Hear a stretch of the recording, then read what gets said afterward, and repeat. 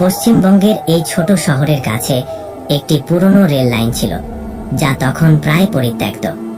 দিনে মাত্র একটি বা দুটি ট্রেন চলত, তাও শুধু দিনের বেলায়। রাত হলেই এই রেল লাইন যেন মৃত্যুপুরীতে পরিণত হতো। চারপাশে ঘন জঙ্গল, কাটা ঝোপ আর ভাঙা পাথরের টুকরো। রেল লাইনের পাশে কোনো বাড়িঘর নেই, শুধু অন্ধকার আর নিস্তব্ধতা। লোকমুখে শোনা যেত অনেক দুর্ঘটনা ঘটেছে। কেউ কেউ বলতো একটি তরুণী এখানে আত্মহত্যা করেছিল, আর তারপর থেকে রাতে এই পথে কেউ যেতে সাহস পায় না। স্থানীয়রা এই রেল লাইনকে ভৌতিক রেল লাইন বলে ডাকত, কারণ রাতের বেলায় এখানে অদ্ভুত সব শব্দ আর ছায়ামূর্তি দেখা যেত। এই ভয়ঙ্কর জায়গাতেই ঘটেছিল আমার আত্মীয় সুব্রতর সঙ্গে সেই লোমহর্ষক ঘটনা। আর 10 বছর আগের কথা। সুব্রত তখন কলেজে পড়ে, বয়স 20 থেকে 21 হবে। একদিন বন্ধুর বাড়ি থেকে ফিরতে ফিরতে সন্ধ্যা গড়িয়ে রাত 8টা বেজে গেল। শহর থেকে তার বাড়ি ফিরতে একটা শর্টকাট ছিল, সেই পরিত্যক্ত রেল লাইনের ওপর দিয়ে। স্থানীয়রা রাতে এই পথ এড়িয়ে চললেও সুব্রত ভাবল একটু তাড়াতাড়ি বাড়ি পৌঁছানো যাক।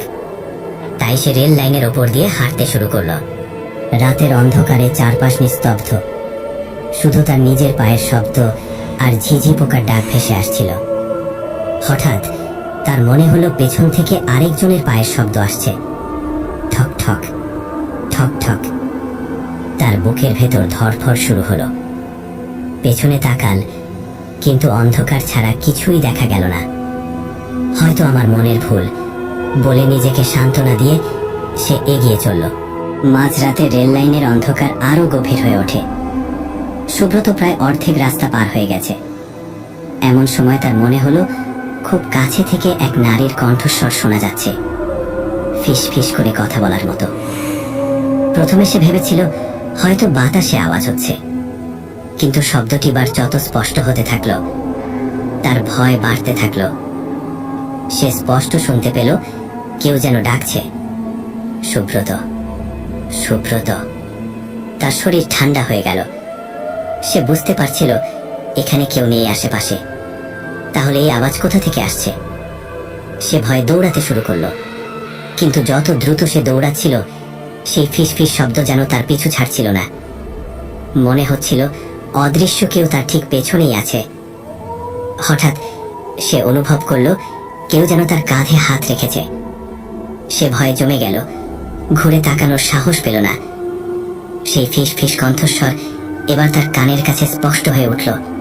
কিন্তু তারপর যা ঘটল তা কল্পনারও অতীত। রেল লাইনের মাঝামাঝি পৌঁছে সুব্রতর চোখ পড়ল সামনে, মাত্র কয়েক ফুট দূরে একটা ধোঁয়াটে কুয়াশার মতো মূর্তি যেন হঠাৎই তৈরি হলো। এটি ছিল এক নারীর আকৃতি, লম্বা চুল, সাদা শাড়ি, কিন্তু মুখটা স্পষ্ট, যেন কুয়াশায় ঢাকা। হঠাৎ একটা শীতল হিম শীতল হাওয়া চারপাশে ছড়িয়ে পড়ল। সুব্রতর শরীর কাঁপতে লাগলো, তার পা যেন মাটিতে আটকে গেছে। সে ভয়ে চিৎকার করতে চেয়েছিল, কিন্তু তার গলা থেকে কোনো আওয়াজ বের হচ্ছিল না। মূর্তিটা ধীরে ধীরে তার দিকে এগিয়ে আসতে লাগলো, আর সেই ফিস ফিস শব্দটা যেন আরো স্পষ্ট হয়ে উঠল। সুব্রতর মনে হলো কেউ যেন তার কানের কাছে বলছে, ফিরে যা। শব্দটা যেন তার মাথার ভেতর গেঁথে গেল। তার চোখ ঝাপসা হয়ে এলো, আর তারপর সব অন্ধকার। জ্ঞান ফিরল সকালে। সুব্রত দেখল সে রেল লাইনের পাশে মাটিতে পড়ে আছে। কিছু স্থানীয় লোক তাকে দেখে তুলে নিয়ে গিয়েছিল। তারা বলল, এই রেল লাইনে রাতে কেউ যায় না। অনেক আগে এখানে এক তরুণী ট্রেনের নিচে ঝাঁপ দিয়ে আত্মহত্যা করেছিল। তারপর থেকে এই রাস্তা অভিশপ্ত। রাতে যারা এখানে যায় তারা অদ্ভুত কিছু দেখে বা শোনে।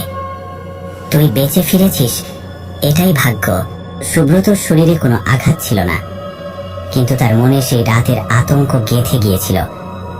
সে শুধু জানতো সেই ফিস ফিস শব্দ আর সেই ছায়ামূর্তির ভয়ঙ্কর উপস্থিতি তার জীবন থেকে কখনো মুছবে না।